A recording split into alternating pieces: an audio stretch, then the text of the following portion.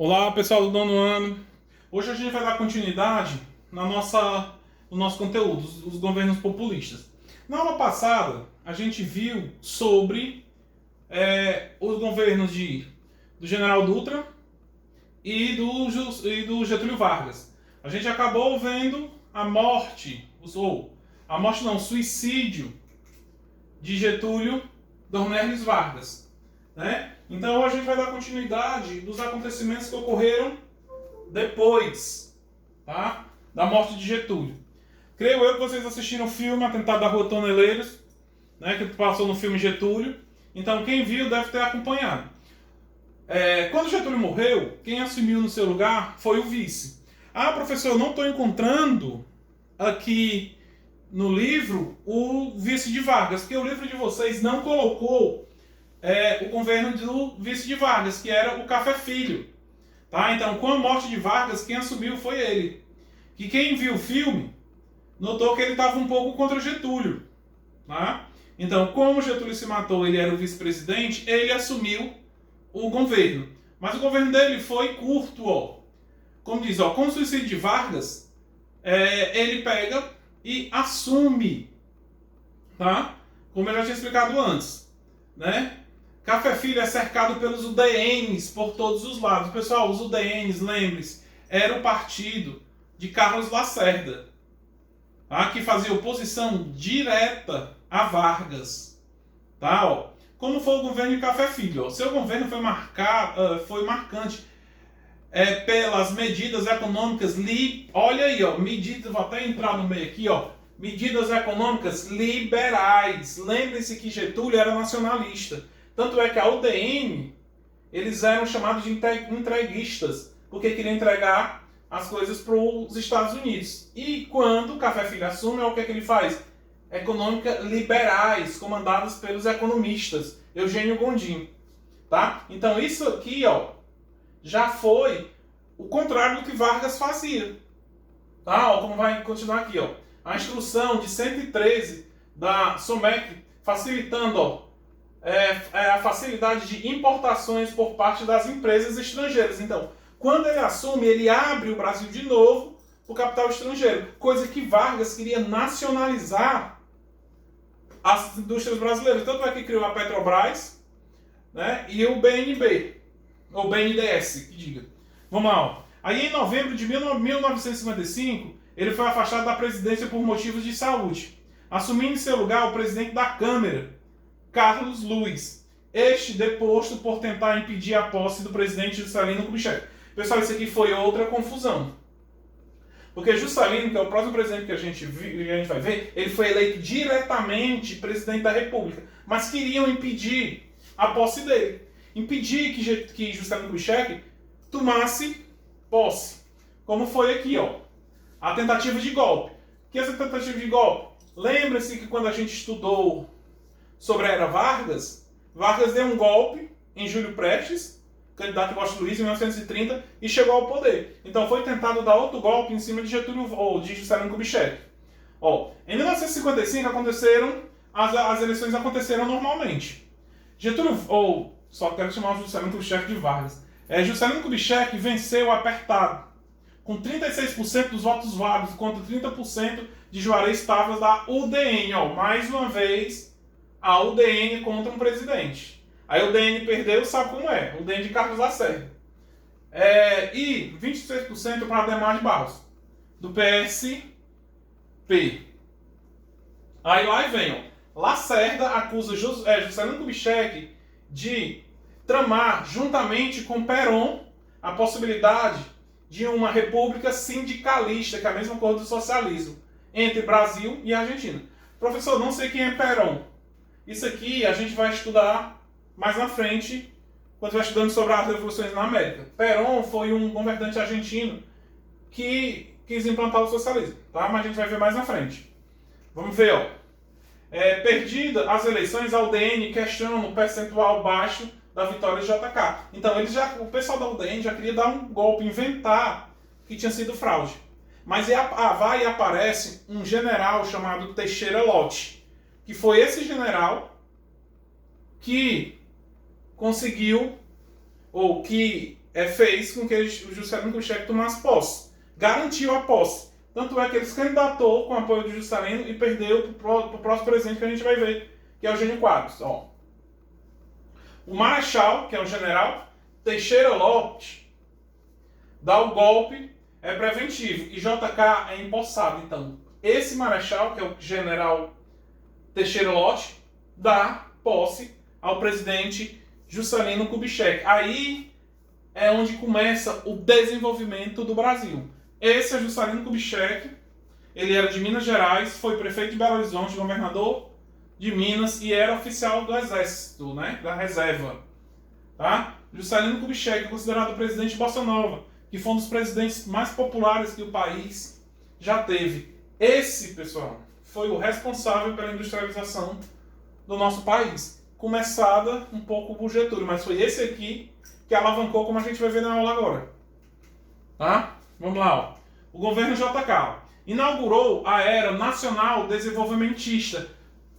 Nacional do país em desenvolvimento. Por que está separado aqui? Porque ele abriu o Brasil para as empresas de fora. Tá? Ele fez o contrário de Vargas. Tá? Fez o plano de metas. Professor, o que é esse plano de metas? O Brasil iria crescer 50 anos em apenas 5. Que era o plano de meta deles. Crescer 50 anos em 5. O plano de metas. Tá? O Estado deveria investir pesado na indústria, na siderurgia, em estradas hidrelétricas, além de abrir o crédito para novas empresas. O que é abrir crédito para novas empresas? É facilitar a abertura de novas empresas no Brasil. Ou dentro do Brasil, ou de fora. Tá? JK, por ser nacionalista, era fazer o Brasil sair do posto de país agrário exportador para o país, ou para o posto de país industrializado, ou seja, a abertura para o capital externo vai acontecer. O que é que acontece? Ele queria deixar essa coisa do Brasil ser um país agrário exportador, porque, como vocês sabem, até hoje o Brasil é o maior exportador de café do mundo, né? O maior produtor. E nesse período era o carro-chefe. E ele queria que o Brasil deixasse de ser agrário e passasse a ser industrializado. E conseguiu, como a gente vai já ver. Ó. Aí vem, nos anos 50, veio um movimento chamado Consumolândia. Consumolândia, acho que você já deve ver. Ó. Consumolândia. Então eles incentivaram as pessoas a comprar. É aquela mesma coisa que a gente viu lá nos Estados Unidos na década de 20, antes da crise de 29.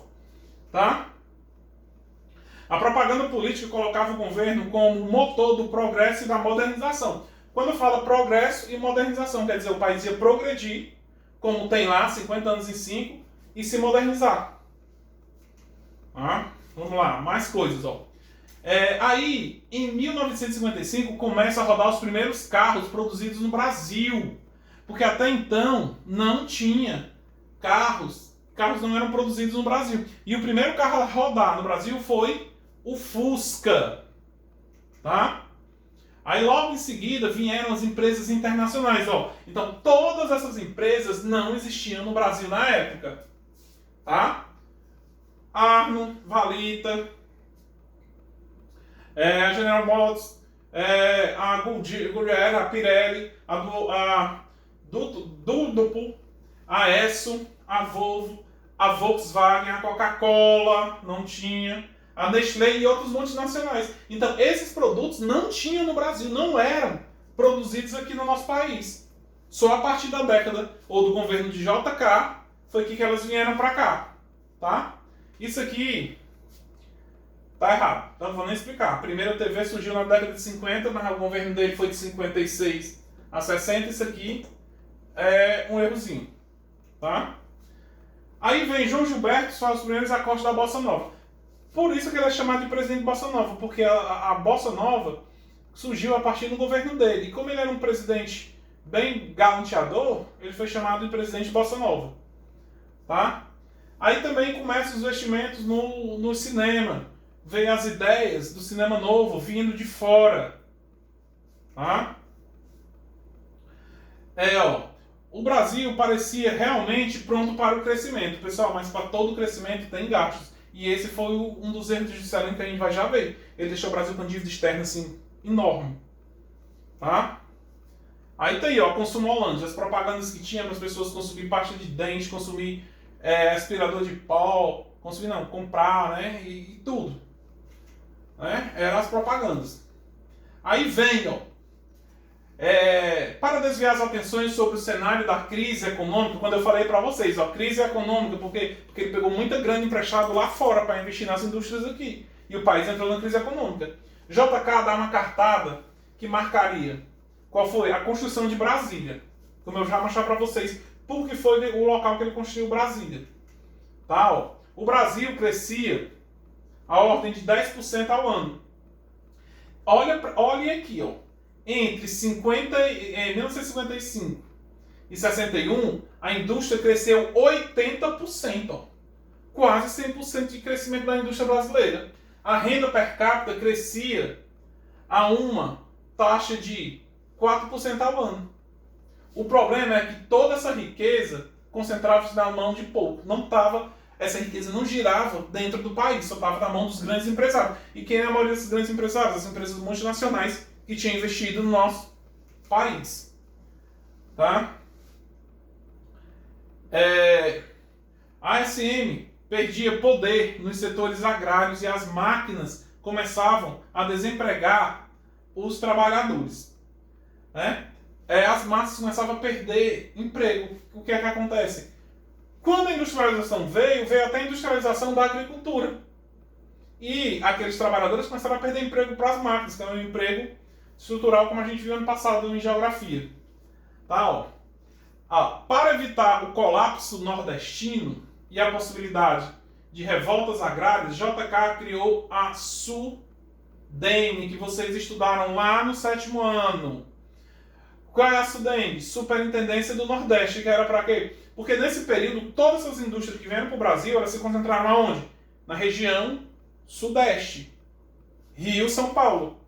E tinha que espalhar para os outros e as outras regiões ficando improdutiva. O que é que acontece? Improdutiva não, ninguém queria investir lá. Então foi criada a SUDENE, Superintendência de Desenvolvimento do Nordeste, justamente para evitar esses colapsos na região Nordeste. Aí lá vem, como eu falei para vocês, ó, a inflação crescia diante da má distribuição de renda. O bolo era só, por exemplo, se a gente fizesse um gráfico, a maior parte do bolo da riqueza ficava com poucas pessoas. Tá?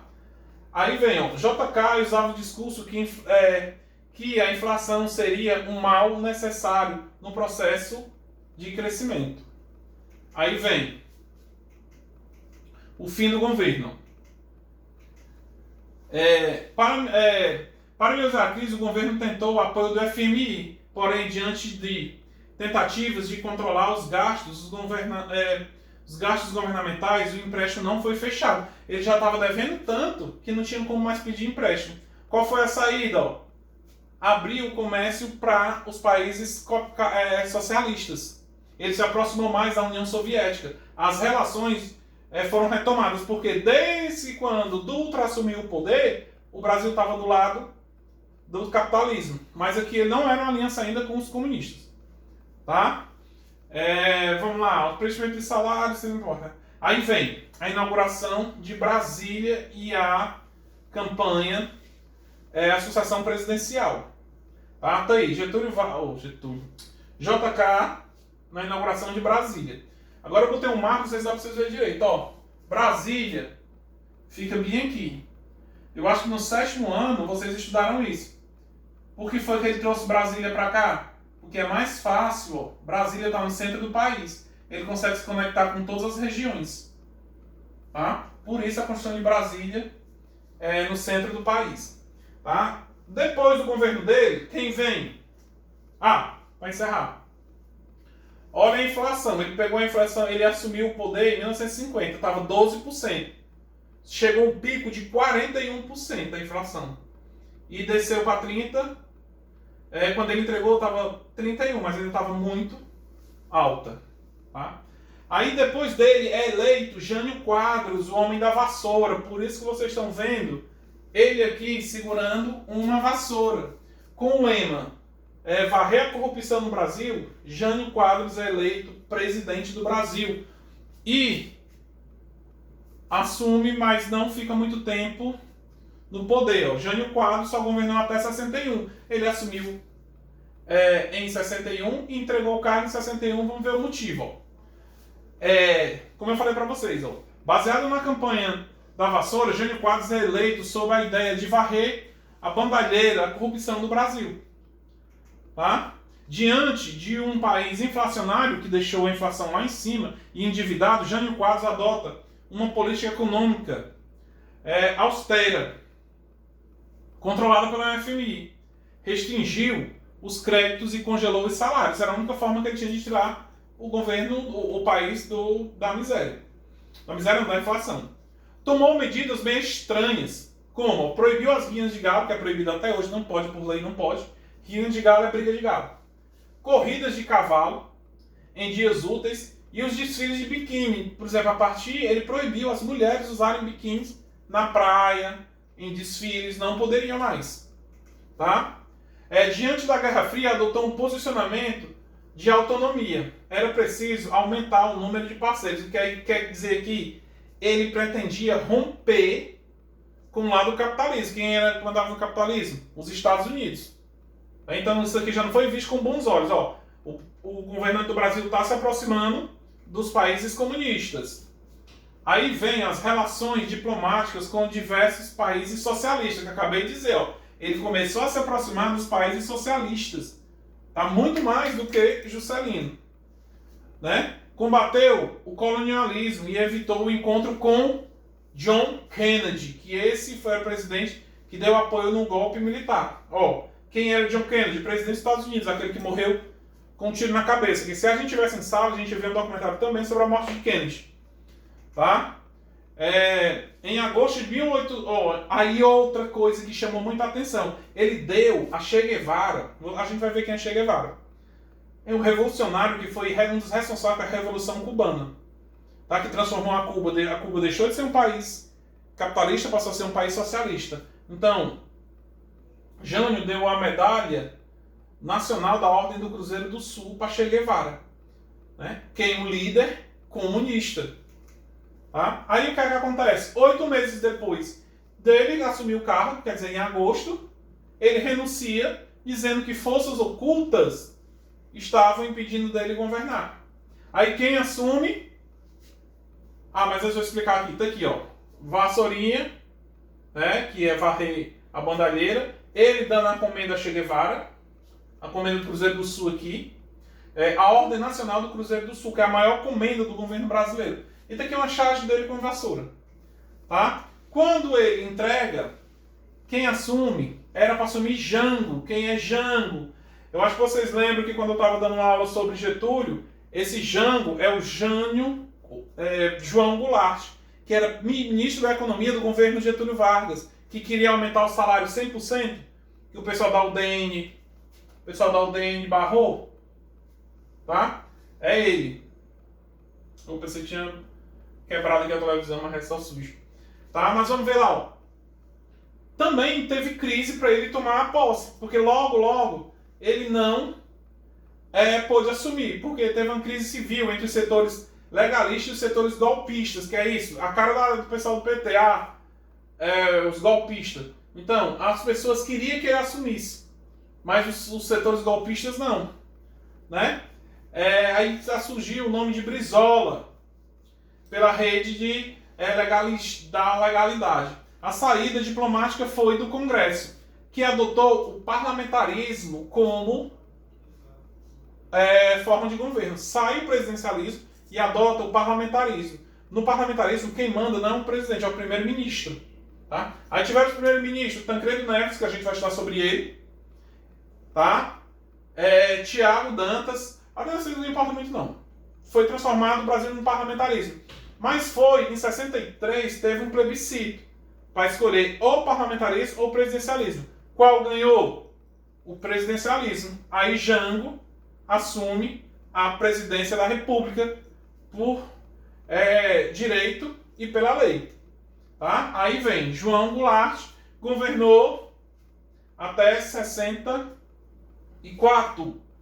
De 61 a 64, como vocês podem ver aqui, ele com a bandeira, com a faixa presidencial, com a malinha e com a roupa de um chinês. Por quê? Porque quando Juscelino, o presidente dele, Jânio Quadros, renunciou, ele estava na China comunista, né? A China de Mao Tse-tung.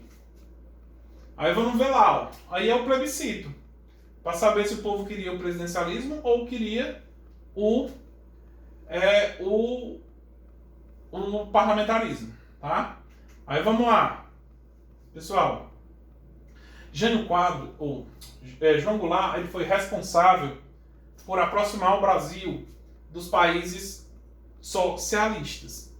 Primeiro de tudo, o governo dele se baseou por uma política de ajudar os mais pobres.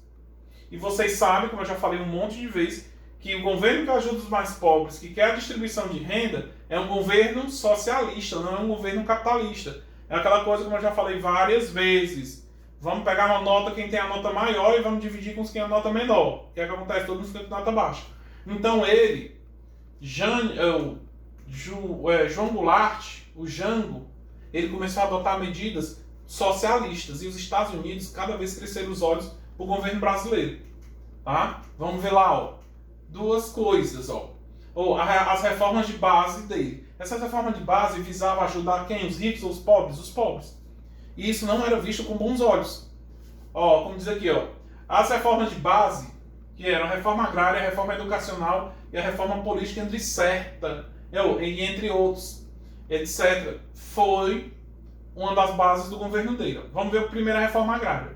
A reforma agrária foi aprovado o Estatuto do Trabalhador Rural. Esse estatuto estabelecia os mesmos direitos trabalhistas para os trabalhadores rurais e urbanos, permitindo a organização dos trabalhadores a partir da formação de sindicatos e autorizava a tomada de terras à beira das rodovias. Essas medidas desagradavam os fazendeiros. Ó, como eu falei, tirava dos ricos e botava para quem? Para os pobres.